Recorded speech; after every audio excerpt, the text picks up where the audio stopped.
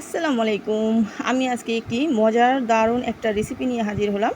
আমি আজকে দেখাবো মুগ ডাল দিয়ে খাসির মাংস রান্না। আর এই মুগ ডাল দিয়ে খাসির মাংসটা বা যে কোনো মাংসই হোক না কেন সবাই পছন্দ করে থাকি। এখানে আমি নিয়েছি 100 গ্রাম মুগ ডাল। দেখুন মুগ ডালগুলো একদম পরিষ্কার করে বাছা আছে। তারপরে আমি নিয়ে নিয়েছি এখানে আধা কিলো খাসির মাংস, আধা কেজি। দেখুন মাংসগুলো একদম টাটকা ফ্রেশ, আজকেই বাজার থেকে আনা হয়েছে। কি সুন্দর মাংসগুলা, একদম হাড্ডিসহ মাংসসহ যে যেই ধরনের খেতেই পছন্দ করেন না কেন। আর মোটামুটি এখন সবাই সবটাই পছন্দ করে থাকে। এখানে সব ধরনের মিক্স আছে। আর খাসির মাংসটা সবাই কম বেশি পছন্দ করে থাকে আমরা। আর খাসির মাংস বলুন, মুরগির মাংস, যে কোনো মাংসই হোক না কেন মুগ ডাল দিয়ে রান্না করলে একদম দুর্দান্ত হয়ে যায়। তারপর আমি এই মাংসগুলো সুন্দরভাবে কেটে বেছে ধুয়ে পরিষ্কার করে নেব। তারপর আমি এই মুগ ডালগুলো সুন্দরভাবে ভেজে নেব। আর আজকে আমি মাটির চুলায় রান্না করতেছি, এই জন্য একটু ধোয়া উঠতেছে। যাই হোক না কেন, মাটির চুলায় রান্নার কিন্তু একটা স্বাদই আলাদা, অফুরন্ত একটা তৃপ্তি আসে। কারণ মাটির চুলায় রান্না তরকারি বলুন, যাই বলুন না কেন, একদম বেস্ট, খুবই সুস্বাদু হয়। আমরা গ্যাসের চুলায় রান্না করি না, যাই করি না কেন, এই চাইতে কিন্তু দেখবেন মাটির চুলায় যে একটা রান্নার স্বাদ, সেটা অফুরন্ত সবসময় থেকে যায়। তারপর আমি মুগ ডালগুলো ভেজে নিলে, তারপর হয়ে গেলে তারপর পানি দিয়ে সিদ্ধ করে নিব এই ডালটা। দেখুন আমি এটা একটু পানি দিয়ে ভিজিয়ে মুগ ডালটা সিদ্ধ করে নিব। আর মুগ ডালটা অতিরিক্ত ভাজা যাবে না, কালো হয়ে যাবে, তিতো লাগবে। তারপর আমি ঢাকনা দিয়ে ঢেকে দেবো সিদ্ধ হওয়ার জন্য। দেখুন কিছুক্ষণ ওয়েট করার পরে দেখলাম মুগ ডালগুলো একদম সুন্দর ফুটে উঠেছে। দেখুন ফুটে গেছে, মুগ ডালটা হয়ে গেছে একদম পারফেক্টভাবে। তারপর আমি মুগ ডালটা হয়ে গেলে নামিয়ে নেব একটা প্যানে। তারপর দিয়ে দিব তেল, কড়াইতে তেল দিয়ে দিলাম। তারপর একে একে পেঁয়াজ, মরিচ আর এর সাথে দিয়ে দেবো একটু লবণ, কারণ লবণটা দিলে দেখা গেছে পেঁয়াজটা তাড়াতাড়ি ভাজা হয়ে যায় বা নরম হয়ে যায়। তারপর আমি সুন্দরভাবে একটু নেড়ে চেড়ে ভেজে নেব। আর মাংস রান্না করতে গেলে একটু পেঁয়াজের অংশটা বেশি থাকতে হয়, আমি সব ভিডিওতেই বলি, কারণ পেঁয়াজ না হলে মাংস রান্না কোনো স্বাদই থাকে না। আর ঝালটা যে যে পরিমাণে দিবেন সেই ধরনের মরিচ দিতে পারেন, 2টা 4টা যাই হোক না কেন। আমি একটু ঝাল পছন্দ করি, এই জন্য মরিচটা একটু বেশি দিয়েছি। তারপর ভালোভাবে একটু নেড়ে চেড়ে কষিয়ে নিতে হবে।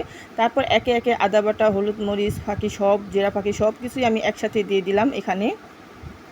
তারপর এটাকে ভালোভাবে মশলাটা কষাতে হবে। আর মাংস রান্না করতে গেলে তার প্রথমেই হলো মশলা কষানো। যদি যে কোনো খিচুড়ি যাই বলুন না কেন, মাংসটা কষাতে গেলে যদি মশলাটা কষানো ভালো হয়, তাহলে দেখবেন ওই তরকারির একদম ফ্লেভারটাই অন্যরকম চলে আসে। তারপর আমি মশলাটাকে সুন্দরভাবে কষিয়ে নেব। তারপর একটু পানি দিয়ে দিলাম। কষানো হয়ে গেছে, দেখুন একদম ভাজা ভাজা হয়ে গেছে। আমার মশলাটা সুন্দর কষিয়ে উঠেছে। কষানো হয়ে গেলে তারপর এর সাথে দিয়ে দিব মাংস দিয়ে দিলাম। আর আমরা কম বেশি সবাই এই মাটির চুলায় রান্নাটা পছন্দ করে থাকি, কারণ দেখা গেছে অনেক সময় কাজের ব্যস্ততা বা অনেক কিছুর কারণে আমাদের চুলায় রান্না করা হয়ে ওঠে না। আমার তো খুবই ভালো লাগে মাটির চুলায় রান্না করতে, বা এর খাবারের স্বাদটা আমার কাছে ভীষণ ভালো লাগে, এই জন্য আমি মাটির চুলায় রান্না করি।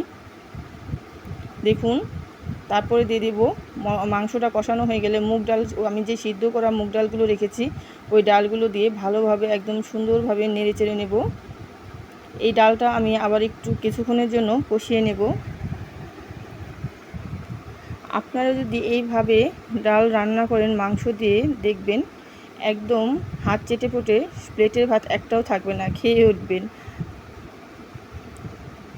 এর সাথে আমি সব কিছুই মশলা দিয়ে দিয়েছি, তেজপাতা, গরম মশলা। তারপর একটু পানি দিয়ে ভালোভাবে একটু সিদ্ধ করে নেব। তারপর দেখুন বলক চলে এসেছে।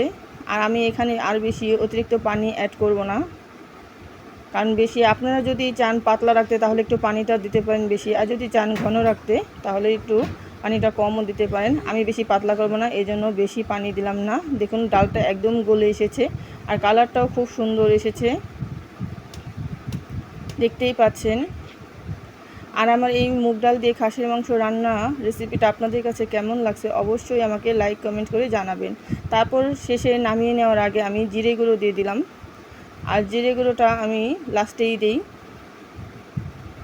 তারপর একটু ভালোভাবে নেড়ে চেড়ে নেব। আমার এই ডালটা পারফেক্টভাবে হয়ে এসেছে। আর এই মুগ ডালটা আপনি রুটি দিয়ে বা রুটি পিঠা দিয়ে ভাত দিয়ে সব কিছুর সাথেই খেতে পারবেন। তারপর হয়ে গেছে, আমি নামিয়ে নেব।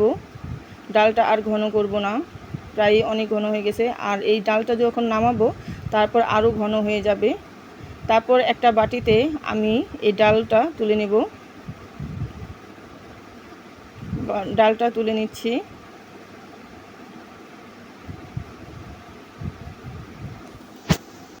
আর যে যেখান থেকে আমার ভিডিওটি দেখছেন সবাইকে অসংখ্য ধন্যবাদ জানাই, কারণ এতক্ষণ পর্যন্ত আমার ভিডিওটির সঙ্গে থাকার জন্য। আর লাস্টে দিয়ে দিব আমি পরিবেশন করার জন্য কিছু ধনেপাতা কুচি। দেখতেও ভালো লাগবে আর খেতেও একটা ঘ্রাণ আসবে। ধনেপাতা কুচিটা আমি সবার লাস্টেই ডেকোরেশন করে দিলাম। দেখতে ভীষণই ভালো লাগছে, দেখতেই পাচ্ছেন। আর যদি ভালো লেগে থাকে তাহলে প্লিজ একটা কমেন্ট করে জানাবেন আপনাদের মতামত। আপনি বাড়িতে ঘরে বসে এইভাবে ডাল রান্না করে খেয়ে দেখতে পারেন, আশা করি সবারই ভালো লাগবে। আর আমরা সবাই এই ডালটা পছন্দ করে থাকি। যাই হোক, যেখান থেকেই দেখলেন সবাই ভালো থাকবেন, সুস্থ থাকবেন। আল্লাহ হাফেজ।